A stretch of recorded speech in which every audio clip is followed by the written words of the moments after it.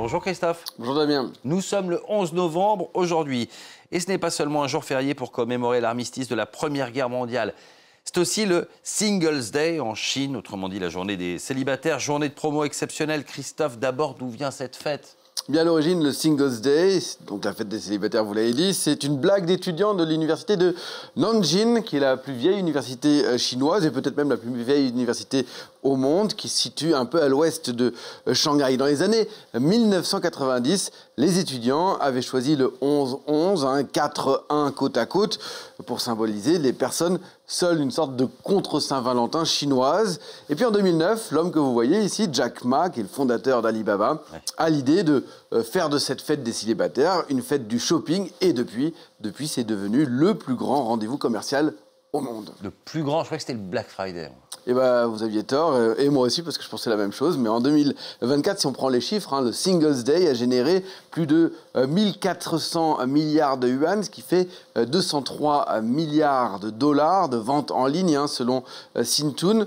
C'est près de 3 fois plus que le Black Friday, qui génère, lui, autour de 74 milliards de dollars. C'est le chiffre qu'il a fait l'année dernière. Et 15 fois plus que l'Amazon Prime Day, qui est une autre opération de commerciale qui ressemble d'ailleurs à l'Alibaba Day, si vous voulez, qui d'ailleurs n'existe pas en Chine, puisque Amazon s'est retiré du pays depuis 6 ans. Autrement dit, le Singles Day, c'est la journée de promotion qui génère le plus de chiffre d'affaires sur la planète, un vrai rituel national, 900 millions de consommateurs qui se ruent sur les offres en tout genre, un moment où on se fait plaisir, où on achète pour soi, presque un symbole de réussite aussi personnelle.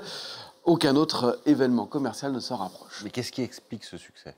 D'abord, une machine marketing parfaitement huilée, des semaines de teasing, des live streams sur les réseaux sociaux, des shows télévisés, des promos flash à minuit pile. Ajoutez là la puissance des géants du e-commerce chinois, Alibaba, on l'a dit, mais aussi JD.com, Pinduoduo, Douyin, qui est le TikTok chinois, et une logistique capable de livrer des centaines de millions de colis en quelques jours, parfois en quelques heures seulement. Cette année, d'ailleurs, la nouveauté, c'est que le Singles Day ne se limite pas simplement à une seule journée. Ça a déjà commencé, ça devrait durer au total autour de 5 semaines. D'ailleurs, on a ce reportage de nos correspondants à Pékin, Eudeline Boisult, Yann Comenzin Brumby, Xavier Baumel et Jessie Dang.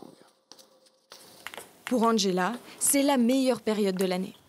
Salut mes chéris, aujourd'hui je fais une vidéo pour le Singles Day. Cette influenceuse passe son temps à chercher les meilleures offres pour ses abonnés. Cette année, les remises accordées pour le Single Day sont plus importantes. Objectif, relancer la consommation des ménages en berne depuis plusieurs années. Avant, tout le monde pensait que le Singles Day se limitait au 11 novembre, mais aujourd'hui, toutes les plateformes veulent booster leurs ventes. Alors la période de vente privée s'allonge de plus en plus. Le Singles Day est vraiment devenu une fête commerciale incontournable pour les Chinois. Grâce à une nouvelle stratégie, le consommateur peut désormais acheter en ligne et se faire livrer en moins d'1 heure. C'est ce qu'on appelle le commerce instantané. Et le succès est immense. Les ventes sur le géant du e-commerce Taobao ont déjà dépassé les niveaux de l'année dernière.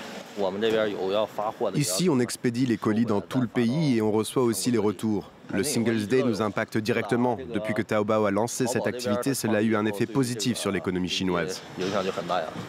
Mais tout le monde ne profite pas de ces ventes records. Boudées par les clients, de nombreuses boutiques ont été contraintes de s'adapter. Désormais, elles vendent leurs articles sur les réseaux sociaux. Elle montre le contenu du livre.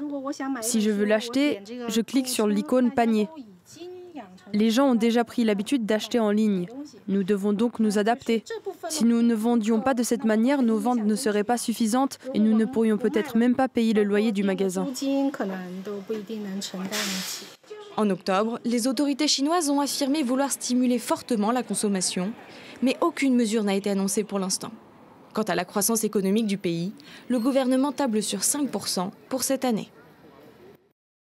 Et puis autre critique, évidemment, c'est l'impact environnemental d'une telle journée de promotion avec des milliards d'emballages, des retours, des transports et tout ça en pleine COP30. Et puis aussi une question économique, hein, si les Chinois n'achètent que pendant cette période de méga soldes, est-ce que ça ne fragilise pas le reste de l'économie pendant les périodes du reste de l'année? Ça, c'est pour la Chine. Est-ce que sur le plan international, ce Singles Day, ce jour des célibataires, il dépasse les frontières? Eh bien oui, ça commence. Hein, et on voit ce Singles Day qui commence à arriver dans différents pays pour séduire les consommateurs locaux. On voit des mini Singles Day en Asie du Sud-Est et même quelques enseignes européennes qui s'y essayent. D'ailleurs, en France, on a ce site qui répertorie les meilleures promotions de ce 11 novembre. Mais il faut bien le dire, on a l'impression qu'il y a des journées de promotion qui se multiplient. Il y a le Singles Day, le Black Friday, le Cyber Monday, le Amazon Prime Days, le French Days même, avec peut-être l'impression d'être noyé sous tous ces soldes. Oui, complètement. Merci beaucoup, Christophe, pour cette